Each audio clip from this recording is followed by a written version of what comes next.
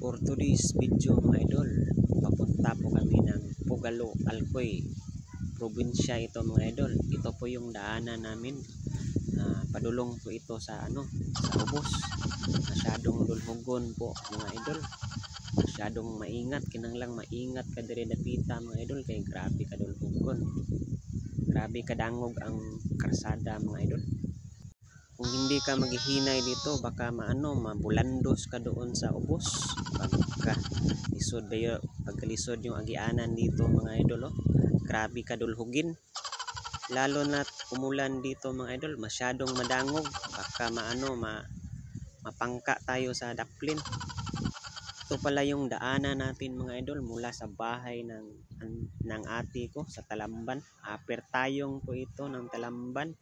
Walang masyadong mga motor na dumaan dito na maghatid kasi matatakot kasi masyadong madangog mga idol. Hindi naman yung karsada ito likong-liko. Ito at masyadong matungason at kung pupunta ka sa ubos, masyadong madulhugon. Dito na lugar mga idol, hindi na masyadong dulhugon at saka tungason. Mapatag na itong lugar mga idol. Malapit na po tayo sa lungsod. Dito yung yung gym, makikita natin yung gym dito sa kilid sa tuo natin mga idol. Ito yung gym sa tayong mga idol. Dito liliko naman dito mga idol at tutungas na din dito sa unahan.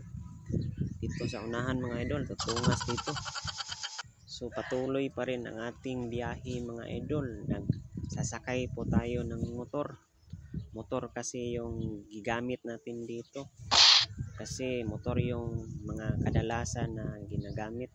Wala kasing mga malaking mga truck yung agianan masyadong magamay lang dahil bukid nga area mga idol. Yung road dito mga idol, barangay road lang.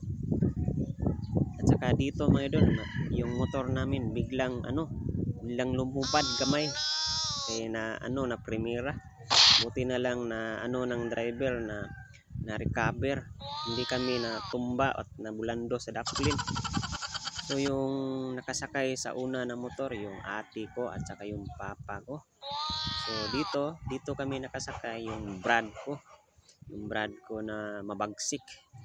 Ito pala yung lugar ng Pilipinas. Ang ganda pala ng Pilipinas.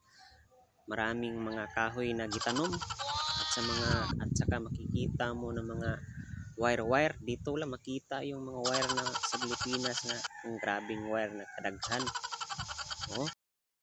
So naabot na po kami sa eskina mga idol. Nakaatang na po kami ng jeep para makasakay padulong po sa terminal namin mga idol. At salamat at nakasakay na kami. Dito marami po kaming dala nga karga. So nakaabot na po kami sa terminal mga idol. Ito po yung terminal.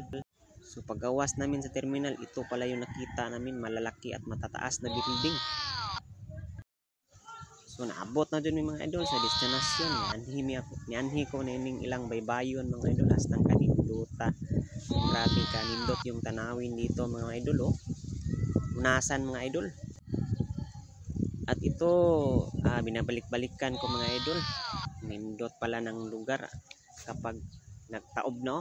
Ito padulong na itong taob mga idol. Nindot tanawin mga idol. So ito yung gibaligya namin mga idol. Ito yung makikita ang gibaligya namin kahit saang pista pupunta kami at magtinda. So dito lang po to ang ato ang video mga idol. So salamat po sa pagtanaw. Don't forget to follow, like, and share.